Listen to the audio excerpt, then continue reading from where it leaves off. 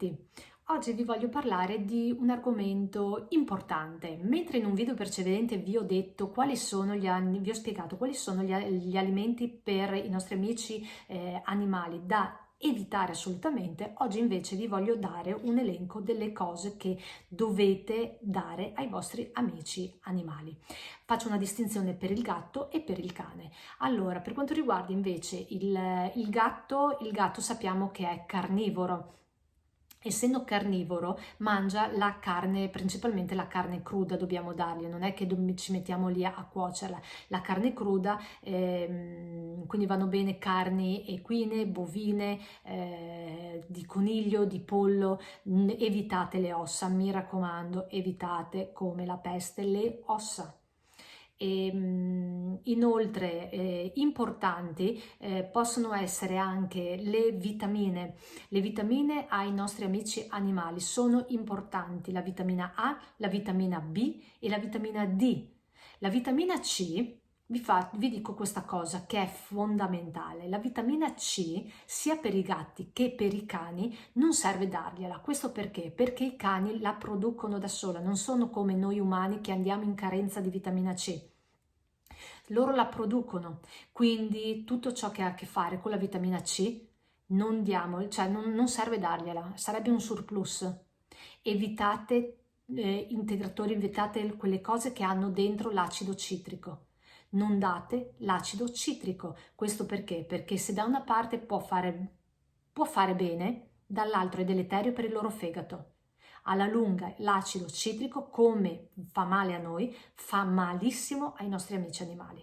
L'acido citrico fa male, porta il fegato ad un sovraccarico e quindi porta a dissenteria, porta ad altri scompensi, fino a malattie. Quindi evitate l'acido citrico. Anche noi dobbiamo evitarlo, figuriamoci i nostri amici animali che hanno un processo digestivo completamente diverso da noi. Come vi ho detto, la vitamina C a loro non serve. Per quanto riguarda i gatti, inoltre, vanno bene la frutta, ma molto, molto matura, non tutta. Diciamo che ogni tanto si può dare la frutta, ogni tanto evitate, come vi ho detto, anche l'uva, degli alimenti che avevo detto da non dare. Per quanto riguarda invece la verdura, vanno bene le carote, vanno bene i vegetali, ma devono essere cotti, non crudi. L'uovo va bene, ma il tuorlo che deve essere cotto oppure in camicia, non dateglielo crudo ai gatti. Di verdure possiamo dire carote, spinaci, biete, cos'altro? Per quanto riguarda i gatti, inoltre, scusate se non guardo, ma sto pensando perché non è che mi ricordo tutto. Sì, per i gatti crudi possiamo dargli i funghi e gli asparagi. Sono gli unici due vegetali che possiamo darli anche crudi. Importanti sono anche i minerali, quindi ferro, fosforo, magnesio. Il magnesio per i nostri amici animali è importante.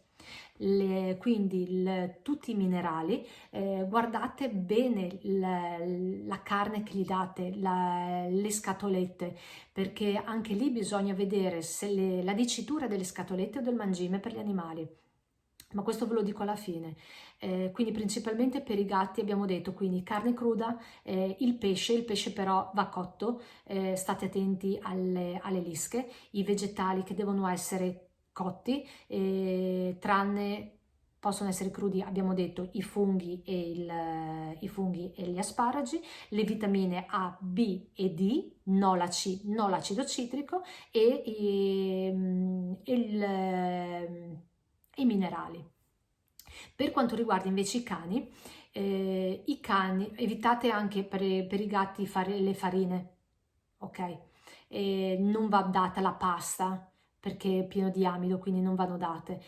Per quanto riguarda invece i cani, abbiamo la carne che va bene, la carne che deve essere anche cotta. Per le interiore che vanno cotte sono importanti. Se pensiamo che il cane discende dal lupo dello sciacallo e quindi fondamentalmente una volta quando cacciava da solo, quando vanno a caccia, anche i lupi, se noi vediamo i documentari, cosa fanno? Cacciano e mangiano l'interiore degli animali. Poi evitate il latte, perché fondamentalmente il latte viene dato dalle loro madri e dopo, una volta che vengono svezzate, vanno a mangiare, si mangia altro. La frutta e la verdura vanno bene, cotte, principalmente cotte anche per loro, può andare bene per il cane, può andare bene anche il riso, ma il riso deve essere senza sale, mi raccomando, tutto ciò che cucinate deve essere senza sale. Deve essere cotto molto, perché deve perdere qualsiasi tipo di amido, perché l'amido fa male al cane. Potete fare del riso bollito, potete fare delle carote bollite, come si chiamano, delle zucchine, le fate lessare, fate tutta una pappetta magari anche con della buona carne umida, che potete fare voi o potete prenderla anche in commercio, però mi raccomando, su una cosa su cui batto molto, è il tipo di mangime. Ma adesso ve lo spiego. Un'altra cosa per i nostri cani, come vi ho già detto, no vitamina C e l'acido citrico. Le crocchette la carne in scatola degli animali. Allora, ci sono determinati tipi di crocchette. Un esempio che potete vedere per vedere come digeriscono i vostri animali è prendere una crocchetta, buttarla nell'acqua. Se si scioglie, quella crocchetta è buona, perché comunque è idrosolubile, quindi anche nel processo digestivo dello stomaco e del cane e dell'animale, quindi anche del gatto, si scioglie subito ed è digeribile. Se la crocchetta di solito si gonfia, non va bene, perché immaginate nel nostro stomaco delle cose che fanno fatica e si gonfiano e non restano lì, quindi il processo digestivo diventa lunghissimo per l'animale, che alla lunga non va bene. Un'altra cosa, guardate anche le etichette di ciò che gli date, perché ci sono i cani, c'è il mangime per i cuccioli, il mangime per regular, il mangime per i senior, cioè ci sono quelle crocchette per i cuccioli, per il cane che fa attività fisica, quindi molto attivo, attività fisica nel senso che fa tanta attività, è molto attivo, oppure i cani anziani o i cani che hanno determinate patologie. Guardate dentro, guardate anche la dicitura a base di carne, completamente di carne, con frattaglie, nel momento in cui è a base di, con la presenza di, al gusto di, non vanno bene, perché lì non c'è l'organo, non c'è la carne al 100%. Se una crocchetta o comunque un mangime, anche in scatola, dice a base di carne al 100% o a base di pesce al 100%, ci saranno sicuramente tutti i tipi di carne, cioè nel senso la carne sarà al 100%, ci saranno degli organi, ci saranno delle verdure e ci saranno anche dei minerali. Possono esserci anche delle alghe che fanno bene, per esempio per loro. Per quanto riguarda invece la dicitura a base di, con la presenza di, al gusto di, vuol dire che la presenza di carne è minima. È minima, ci sono delle ossa ridotte a farina, ci sono dei peli ridotti a farina, è tutto un miscuglio di cose che non va a nutrire il cane e questo alla lunga non va bene.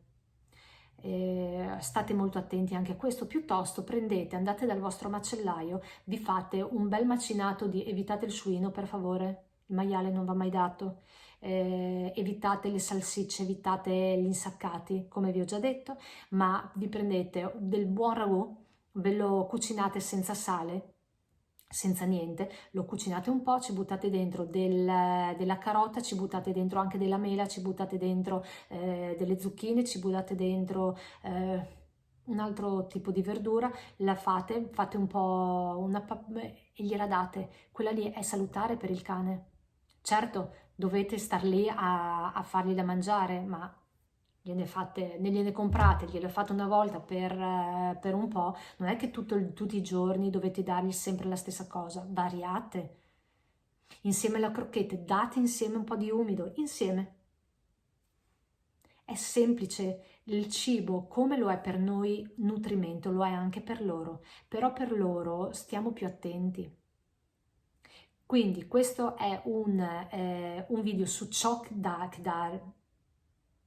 bisogna dare, scusate l'italiano, a fine video, ciò che bisogna dare ai nostri amici a quattro zampe. Spero che questo vi sia stato un po' d'aiuto e niente, alla prossima volta. Ciao!